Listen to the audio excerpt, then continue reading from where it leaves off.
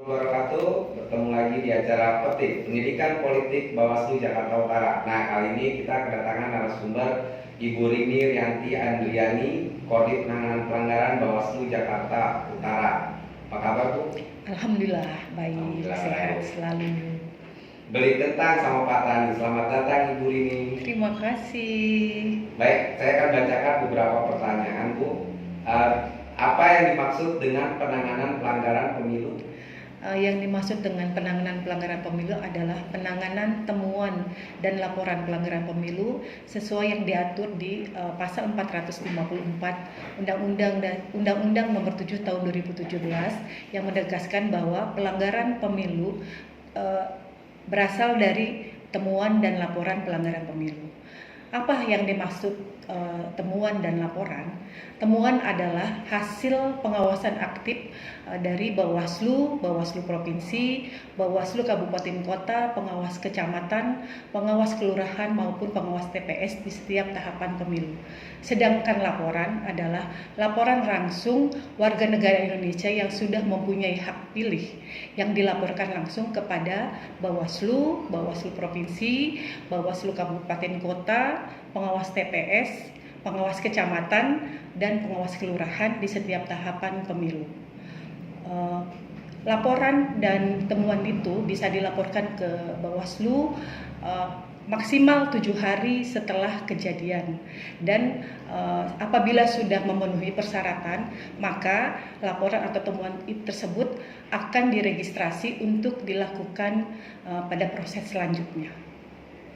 Nah, apa saja langkah Divisi Penanganan Pelanggaran dalam menindaklanjuti dugaan pelanggaran baik yang berasal dari temuan maupun yang berasal dari laporan? Baik, setelah laporan atau temuan diregistrasi oleh kami, maka kami akan melakukan kajian yang akan mengklasifikasikan apakah ini merupakan pelanggaran administrasi, pelanggaran pidana pemilu, pelanggaran kode etik penyelenggara pemilu, ataupun bukan merupakan pelanggaran.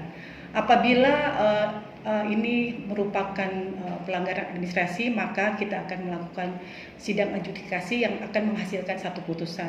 Sementara kalau untuk tindak pidana pemilu, kami akan dilakukan oleh tim Gakumdu, yaitu Gabungan Hukum Terpadu yang terdiri dari unsur Bawaslu, Kepolisian, dan Kejaksaan. Sementara untuk pelanggaran kode etik pemilu, kami akan meneruskannya kepada DKPP atau Dewan Kehormatan Penyelenggara Pemilu. Demikian. Persiapan apa saja yang telah dan akan dilakukan Divisi Penanganan Pelanggaran Bawaslu Jakarta Utara menuju tahapan pemilu serentak 2024 yang telah ditetapkan? Baik, kami di Bawaslu Jakarta Utara sudah melakukan koordinasi dengan peserta pemilu, organisasi kemasyarakatan maupun organisasi kemahasiswaan untuk memberikan pemahaman tentang aturan kepemiluan serta apa-apa aja yang boleh menjadi pelanggaran atau juga bukan pelanggaran, sehingga pada saat nanti pemilu tahun 2024 pelanggaran akan lebih sedikit dari pemilu tahun 2019. Untuk internal Bawaslu sendiri, kami juga sudah mempersiapkan teman-teman staf dengan melakukan diskusi-diskusi tentang kepemiluan, terutama tentang penanganan pelanggaran, sehingga nanti pada saat pemilu dan pilkada tahun 2024 teman-teman sudah bisa melaksanakan tugas dengan baik. Kedepannya juga kami akan melakukan koordinasi dan diskusi-diskusi dengan stakeholder untuk menyamakan persepsi sehingga nanti pada pemilu tahun 2024 bisa melaksanakan pemilu dengan baik dan lancar.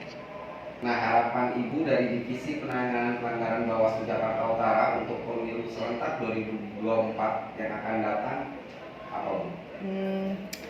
Harapan ke depan Bawaslu Jakarta Utara tetap bisa mempertahankan prestasi dan pencapaian yang diraih pada pemilu 2019 dan lebih meningkatkan kinerja pengawasan di pemilu serentak tahun 2024. Dan kami juga berharap partisipasi masyarakat untuk ikut serta dalam mengawasi setiap tahapan pemilu, sehingga nantinya pemilu dan pilkada serentak pada tahun 2024 dapat berjalan dengan adil, jujur, dan lancar.